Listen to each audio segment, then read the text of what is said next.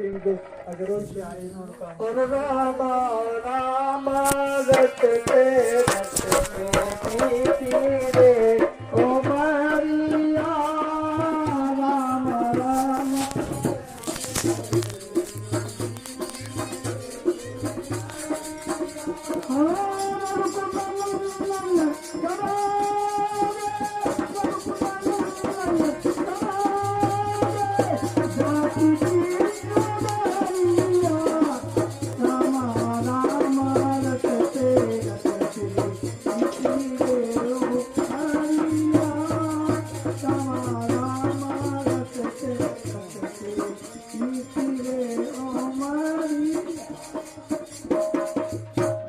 आज इस सत्संग सभा के अध्यक्ष महोदय संत भगवान और कुशल विवेकी संचालक जी और दूर दराज से आए सभी सज्जनगण भक्तगण माताएं बहनें छोटे छोटे बच्चे सभी को मैं हाथ जोड़ करके प्रणाम करता हूँ।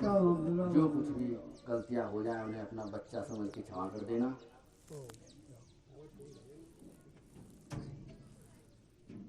परमात्मा की चर्चा बड़ी विचित्र हो रही है।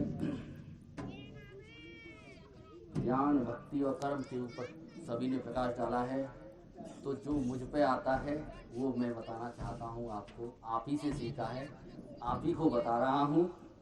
और हम सभी उसमें हम यहाँ पे जो आते हैं ना वो समझने के और समझाने के लिए आते हैं। सत्संग वही है जो अपने आप का बोध करा दे। जो सत्संग वो नहीं है जो संसार का बोध कराए। संसार का तो बोध हमको हो ही रहा है, इसमें कराने की क्या बात है। संसार का तो बोध हम करने थोड़ी आ रहे हैं, संसार का बोध तो हमको होता ही है। हम यहाँ पे आए हैं तो अपना कल्याण करने के लिए आए हैं, हम अपने आप को जानने के लिए आए हैं। को हम तो बताया है किसी संत महापुरुष का ये वचन है कि हमी मस्जिद हमी मंदिर, खुदा होंगे तो हम ही होंगे। हमी मस्जिद हमी मंदिर, खुदा होंगे तो हम ही होंगे। यहाँ तो हम हैं ही, वहाँ होंगे तो हम ही होंगे, कोई और नहीं। क्योंकि चेतन एक ही है, साक्षी एक ही है, साक्षी दो नहीं है।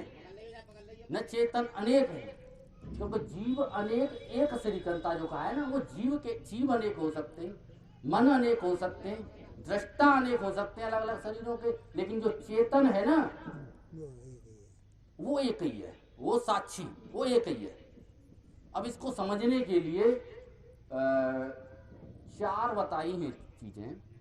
एक होता है प्रत्यक्ष, जो हमें आप दिख रहे हो, जो संसार भी दिख रहा है, ये प्रत्यक्ष है, इसमें तो आपको कोई शक ही नहीं होना चाहिए, ये तो हमको दिख ही रहा है, प्रत्यक्ष। और एक होता है परोक्ष। परोक्ष वो है जो दिख तो नहीं रहा है लेकिन है, उसे नकार नहीं सकते। जैसे स्वर्ग नरक हमने भले वो देखे न हो लेकिन नकार नहीं सकते, वो परोक्ष हैं। और एक होता है अपरोक्ष, जो दिखने में नहीं आता लेकिन अनुभव होता है। जैसे मैंने अपने मन को जाना कि मेरा मन इस वक्त गांव मजरूई में गया है और अपने घर में मैं भगवान श्री कृष्ण के आगे हाथ जोड़ करके खड़ा हूं, तो मैं ये जान रहा हूं, तो क्या मैं वहां नहीं हूं? तो ये अपरोक्ष है, ये खुद का है, खुद का अनुभव। तो इससे हम निकाल नहीं सकते क्योंकि है अपरोक्ष है। इससे भी ऊंचा होता है साक्षात अपरोक्ष, जिसमें अपना ज्ञान होता है। साक्षात अपरोक्ष ज्ञानी को होता है। जो मन को जो जान रहा है, जिसने मन को जाना, वो कौन है? वो तुम ही तो हो। जिसने मन को जाना, जिसने सपनों को जाना। अब राय जनक जो संशय में पड़े वो इसीलिए तो पड़े कि मैं हूं कौन आखिर। वो ये सत्य वो सत्य वो है ही, लेकिन वो ये भी जानना चाहते हैं आखिर मैं वो दरिद्र हूं कि ये मैं राजा हूं, आखिर मैं हूं कौन। क्योंकि वहां भी मुझे सत्य ही लग रहा था, जब मैं भीख मांग रहा था, जब मैं रो रहा था, तो वो सत्य सा ही लग रहा था उस समय। आप ये नहीं कह सकते हो कि ये मैं नहीं हूं, आप थे वहां पे, फिर आप जगे, स्वप्न से आप जगे, तब आपने कहा वो मिथ्या था। ये अब सत्य हो गया आपके लिए।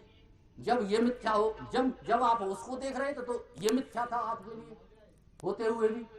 तो आप तो भगवान जो अष्टावक्र जी हैं, उन्होंने ये समझाया कि आप न ये हो न वो हो, आप तो तीसरी कोई चीज हो जो साक्षी है, जो उसको भी प्रकाशित कर रहा था। स्वप्न जिसके अवकाश में प्रकाशित हो रहा है, जिसके प्रकाश में परम प्रकाशक है, जगत प्रकाश्य प्रकाशक रामू। इसको प्रकाशक कौन है? इसका प्रकाशक जिसके प्रकाश में ये प्रकाश्य है, जिसके जो चिदाभास किसके आश्रित है? चैतन्य के आश्रित है।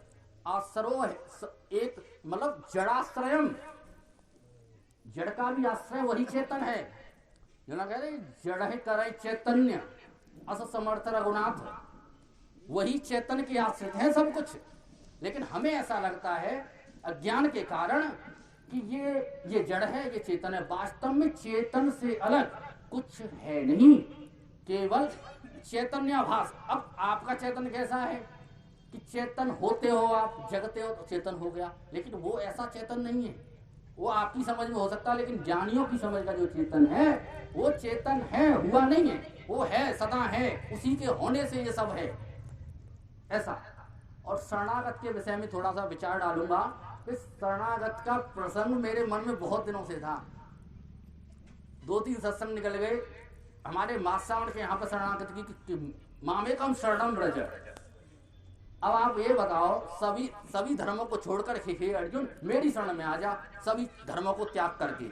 तो वो क्या है? अब आप समझो ऐसे कि लहर है, लहर अगर जल की शरण में जाना चाहे, लहर अगर जल की शरण में जाना है चाहे तो क्या करना पड़ेगा? क्या यही करना पड़ेगा? जल अपना जो लहर का जो अस्तित्व है वो खत्म हो जाए, वो जल हो जाए, उसको जल का अनुभव हो जाए, तो वो जल के शरण चली गई।